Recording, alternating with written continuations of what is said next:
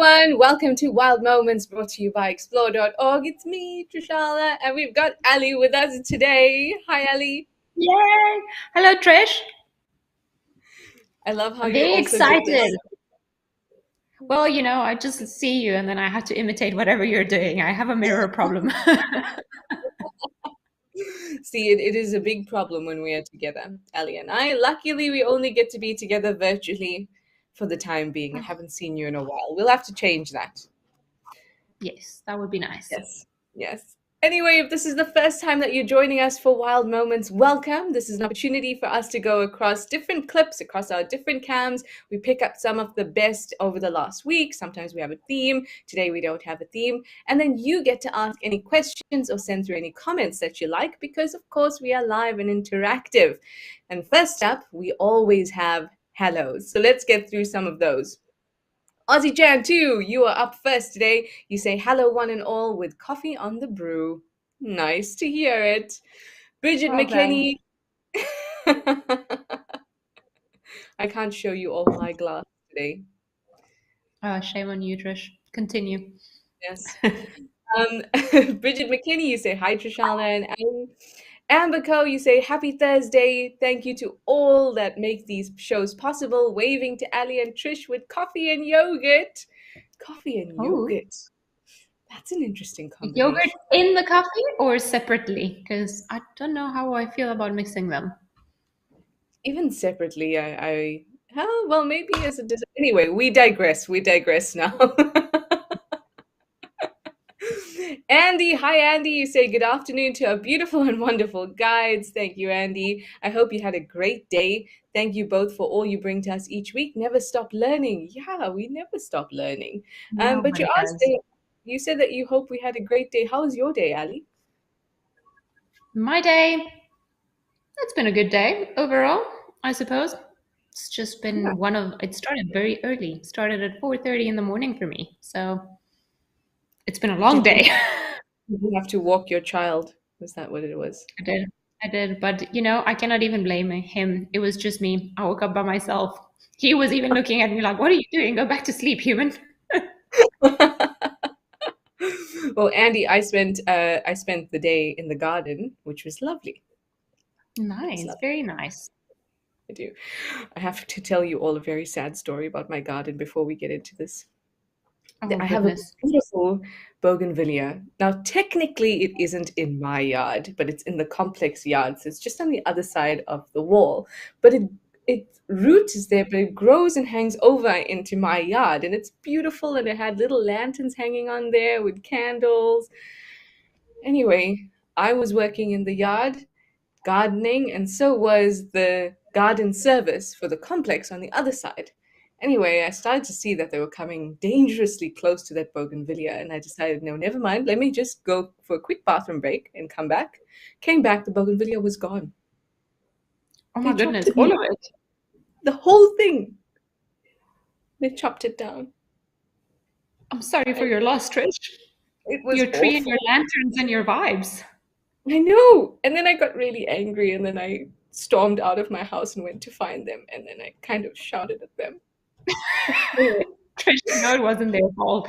I mean, they did kill it and took it away from you. However, I'm sure they did not choose to do so out of malicious intent. They did. And then I felt bad. And then there was like awkward moments where some of the people who were working on the garden and I were looking at each other over the wall because we were both working on the same. Like, I was on one side and they were on the other side. And I was like, I'm sorry, I didn't mean to shout. But anyway, that was my sad story for yesterday. Today, though, everything was much better. Casper's third ghost, you say, good morning, Ali from Milwaukee. Hot coffee ready. Nice. So many lovely ways to enjoy wild moments today. Anyway, let's get stuck right into it. We're going to head over to Camphor's Dam to have a look at an interesting interaction. Interesting interaction. Very interesting. Why is there always a random onlooker? Like, to any disaster and any event, like, there's always someone just curiously watching. So this is a fish eagle. It appears to be eating, or from what we understand, it's eating a shell duck carcass. We don't know how the shellbug died, did we? Do we? No, I don't think so. Do you know if the body was just found or if maybe perhaps because we've had the weather has been quite interesting the last week all around South Africa, and we've had in a few areas we've had a lot of storms. So generally, when that happens, then we get some bird mortalities, and of course, certain carnivores and predators are and scavengers are very happy to enjoy it. And the thing is that we don't. Now we've got an ibis, a sacred ibis, having a go at it as well. Sacred ibises, they'll go for anything. In Australia, we would call them bin chickens, which I think is like an awful term for them. But with fish eagles, they're not really, if you look through a textbook, it's not gonna say that they're scavengers. But like Ali was saying, if the opportunity is here and it exists and you can get some free food and it's not too rotten, um, everyone's gonna have a go at it. Yeah, free food is king. Exactly. Ali, you were talking about the storms that have been happening recently in the general area. Well, our Campus Dam is in the Kimberley, but they too would be getting rainfall at this time. How do you think that would have affected the dam and particularly this shelduck, unfortunate shelduck? I mean, sometimes we get cold spells, and that when we have these massive storms just before or right after, and that generally tends to, if an animal, and I'm now generalizing to all species, mammals, birds, if even reptiles, I must say, that if you go from generally it's very hot temperature and then it drops and it's very cold, those sudden drops can affect the animals, especially if they have a worsening condition or not an optimal condition to whatever situation they might be experiencing in their lifetime. And then, of course, when we have crazy winds, animals get displaced, particularly flying creatures. They don't land when they're supposed to, they're actually thrown off course. And well, I don't think it was, as Trish was saying, Camphor's Dam is virtually on the other extreme of South Africa where I am. But here we've been having a lot of hailstorms. So just imagine massive blocks of ice falling from the sky at a high speed, dropping on your tiny head. That also does not help. Definitely. Goodness, I've never thought of it like that. Birds getting knocked out by hail. Obviously, I mean Well, most birds are going to try not to be flying at that time and search for cover. And we don't know if that's the way the shelduck died, yeah, but we're it just is. It could be. It's just something to consider in when we look at dead animals, particularly around this time. I think around this time, there's just so many different ways animals can unfortunately die because there's just so much abundance. There's so many animals around, so many youngsters around. It's raining, it's lightning, it's hailing. There's so much going on. I think climatic conditions are a good, potential killer to keep in mind for a lot of the animals at this time of the year. Just, and everything that they bring. Too hot, too cold, too hot from too cold, all of a sudden, all of these things affect wildlife. Yeah. They don't have nice cozy house where to retreat. Sadly for them. That's true. If you're wondering, perhaps maybe if something had attacked that shell duck, um, that could also be a possibility. But I mean, if I had put in the effort to go and catch some food, I would probably eat it, and not just leave it there to be scavenged upon. So really interesting, and Mhm. it's cool to see the fish eagle and the ibis and actually figure out that they're not. I mean, they are very different birds, completely different birds. But when you look at them doing the same thing and you realize, oh, they're actually a similar size, they're eating in the same kind of way. I just like when that happens and kind of brings some connectivity between different species. Oh, okay. Before we move on to the next clip, we've got Bob from Kalamazoo that says, "Good day, Ali and Trish. Good day, Bob." April Al, you say, "Good morning. Good to be here. If a little late, no worries. We're welcoming you on board." Shai, you say, good morning, or good afternoon here in South Africa. Andy, you would like to know any opinion as to why Camphor Dam has not greened up like the other places around the cams. Um, it will. eventually. But I know Compass Dam has the grass is very golden, and it tends to be that way often. But also remember that grass, in order to grow, and I have some big grass hedges here, and I recently discovered this. Well, not recently, but I put it into practice, is that you have to clip it. You have to clip it so that new shoots can grow. And the same applies in the wild. Animals, grazers have a relationship with the grasses. They have evolved alongside each other. So the grass needs to be grazed to create space for new shoots to come through. So it might just be a matter of time for sufficient grazing to take place, or even for those tall spears of grasses to fall over so that it can create space for new growth. But it's an interesting question. I don't think I know enough about the specific climate at Camphor's Dam to see if that could be a potential factor here. Do you, Ali? Well, I think geography slash climates, in the sense that Camphor's Dam is, if I'm not mistaken, quite an arid area as well. So you would definitely Yeah, not see it either in the middle of the summer go as green as you would see some of the other places. yeah, And then also because the island in the middle was, or it's a man made structure that we built to try and promote flamingo nesting. I would imagine the humans that built it were not too concerned about the tree life and everything around it because they were just aiming for one particular species. So I think it could yeah, just be it's an arid area, potentially overgrazed due to years of cattle farms and things around. That seems to be the common thread in all those areas. So likely, and as you said, if there are no more, if the area has been overgrazed and now nobody's grazing it, maybe the grass just doesn't know how to grow anymore. yeah. That's a really interesting point in that when we develop man-made conservation spaces for a specific need to fulfill a specific need, in this case bird life and particularly flamingos, um, it's important to also realize that there's, yeah, thousands of other things that are going to either try to or thrive in that area as well, and all those factors to take into account as well. So when we specifically want to protect or house a species, we kind of have to make sure there's an environmental scientist or somebody who comes in and does an ecological assessment, or an ecologist, before we can go ahead and just kind of build something. Not to say that that's what happened in Camphor's Dam, but it is a possibility. It's a responsible way And of doing things. that's the best practice way. Oh, thank you, Nancy. Nancy W. Say, hi, everyone. You say that the fish eagle, or a fish eagle, rather, maybe not exactly this one, had actually got the shell duck. So it was the fish eagle that had taken down the shell duck at Camphor's Dam, and then it ate its full and then left it there. That's why it's only partially eaten. So perhaps it ate as much as it could, left, and then came back a second time, ate again, and then the ibis came in afterwards. Thank you, Nancy. Thank you very much. Um, Shai, you'd like to know, where are they normally found, the fish eagles?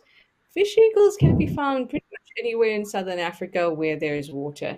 So, as the name suggests, they're fish eagles. They tend to hunt in and around water. So, wherever there is a bit of water and there are fish, so not a pan is not going to do it, but some water body like a dam or a river, you can find fish eagles in southern Africa. Okay, on to the next one. This is quite interesting. I would love to know what all of you think, because Ali and I were thinking about the lapwings at Mabula and the fact that they're way past their due date, and we were coming up with all sorts of things. Anyway, let's head over and watch this clip, and then we can chat about it.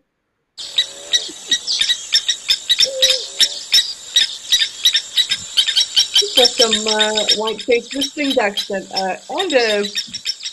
an Egyptian goose. Very interested in the lapwings. Don't think they've seen the eggs. They're just interested in the lapwings.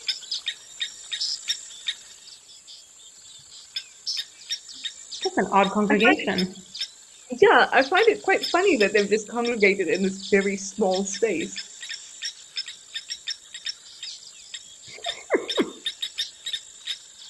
Like I said, there's always got to be somebody watching somebody else's disgrace.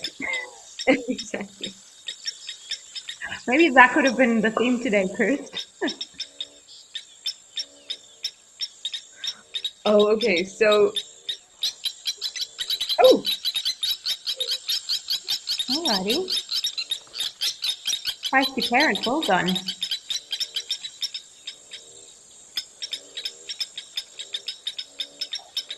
so there was a monitor that was around. Perhaps all of them are That would make more sense. looking at the monitor. Yeah.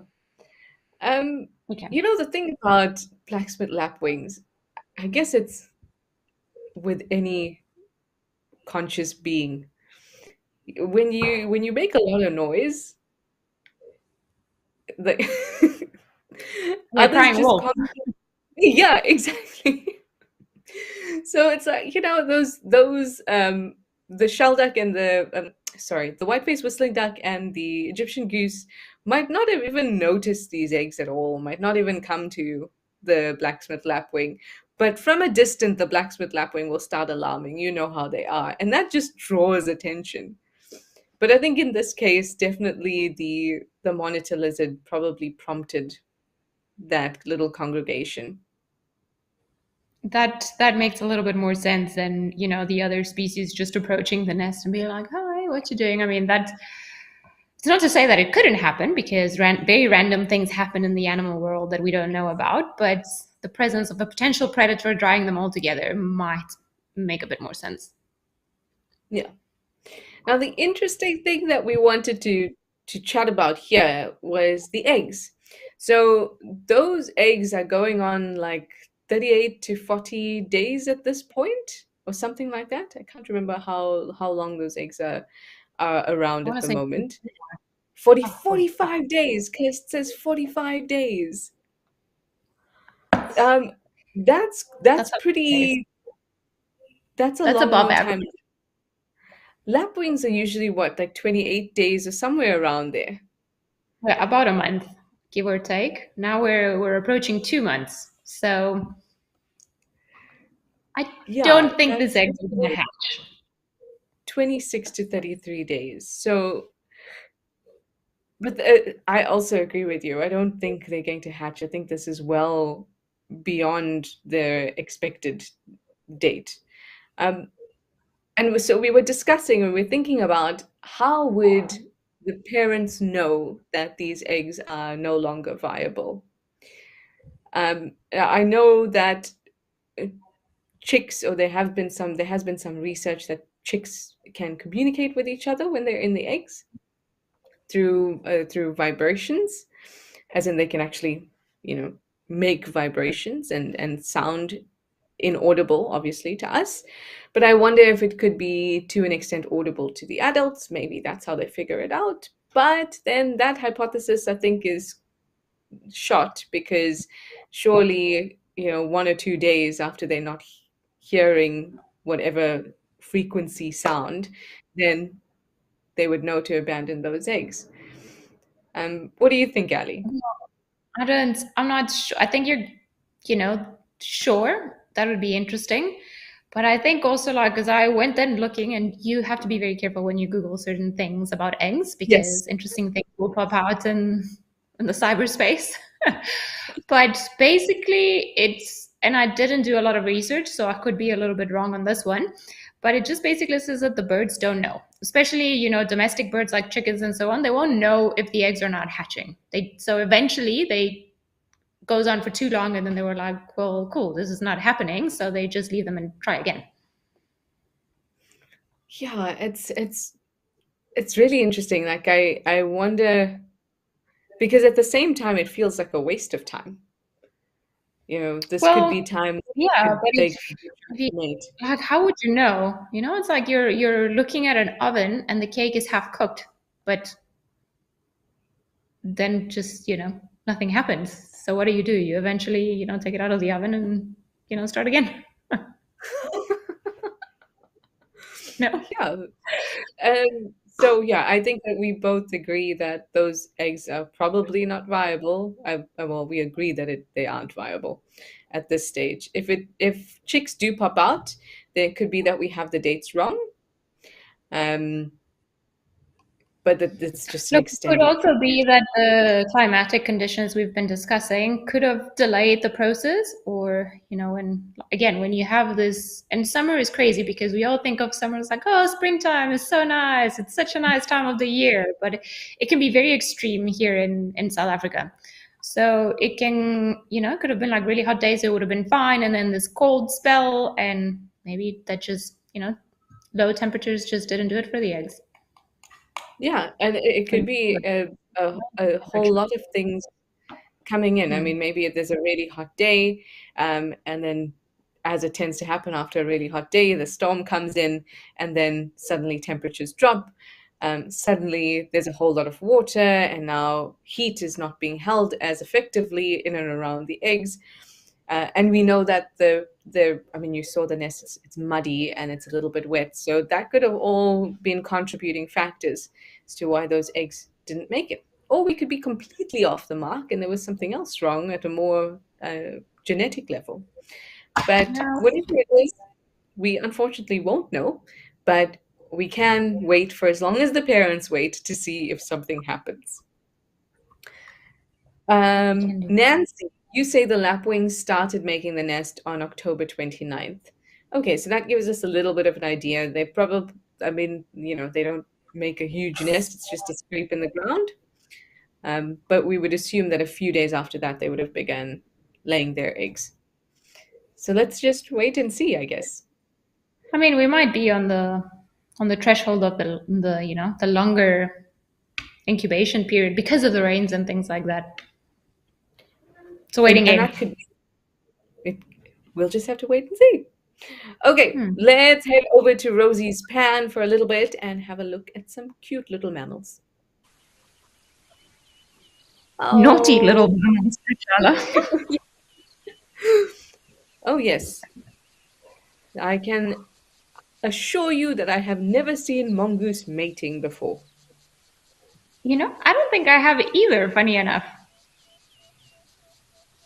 I mean, they're so difficult to watch as it is. Seeing them in a vulnerable position is almost non-existent. If you're wondering, these are banded mongoose and they are mating. I mean, I can't say that it looks particularly engaging. Yeah. I'm not sure he knows what's going on. Yeah, he doesn't seem to be able to get the right kind of grip. Maybe he just needed a little bit more time to figure things out. Maybe he knows he's being watched, so he feels uncomfortable.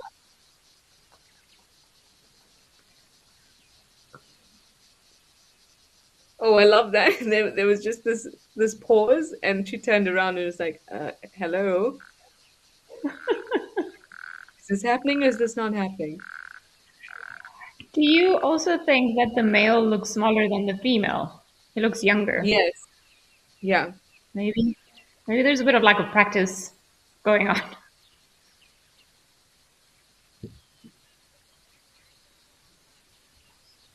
I mean, maybe this is his first real attempt.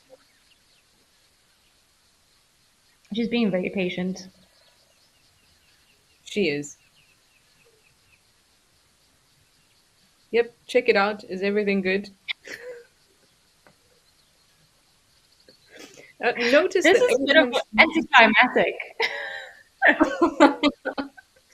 Which is, of course, the last thing you need when it comes to successful mating. Have you noticed that every time she turns around, he does a similar thing?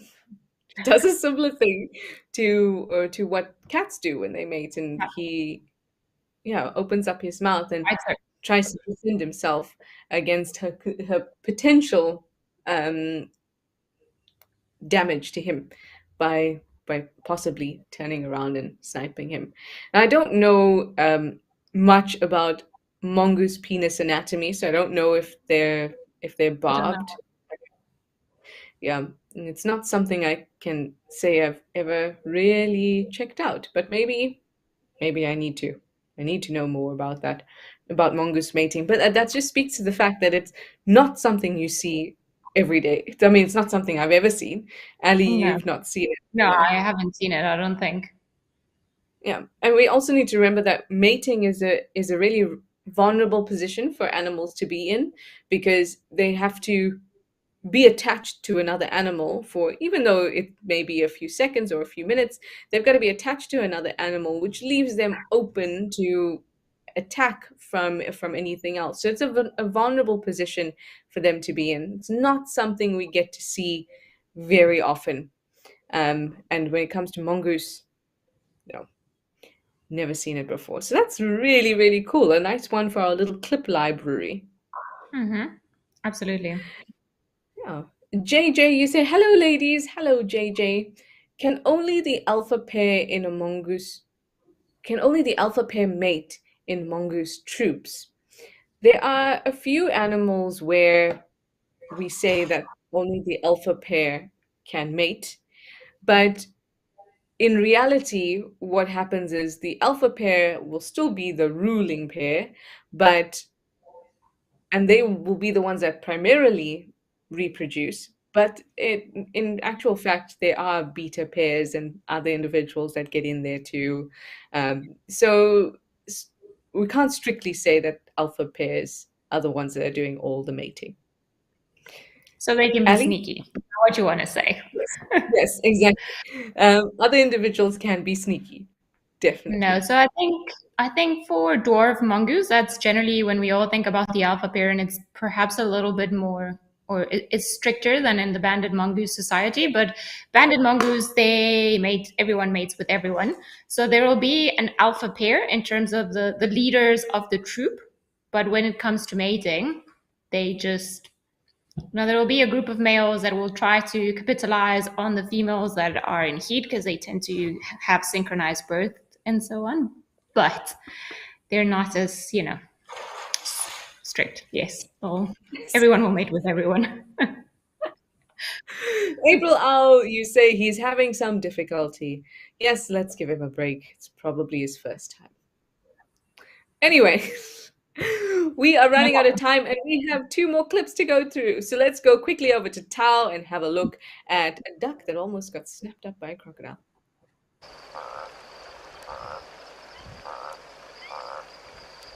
Oh my. It's a bit stressful. I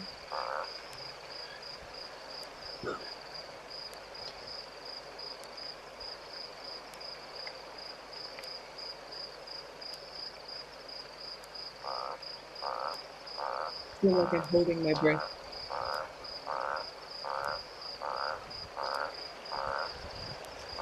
I just realized that the crocodile is, I thought also, no, I thought part of the land was actually the crocodile. Oh no, that's a big croc.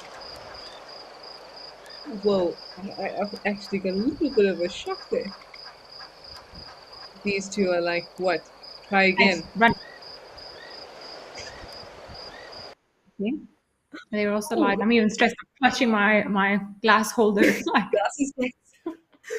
Cast, can we please just have a look again at that moment just before the croc strikes? I just want to watch how still it is as it just propels its entire body forward. can we just give kudos to the duck? Imagine being escaping from a crocodile in the dark. Whoa. Yeah, definitely, definitely That was kudos impressive. to those ducks. Also, kudos to the Zoomy there who happened to see the potential of what could happen and went into, or zoomed into the ducks there. Well done. Okay.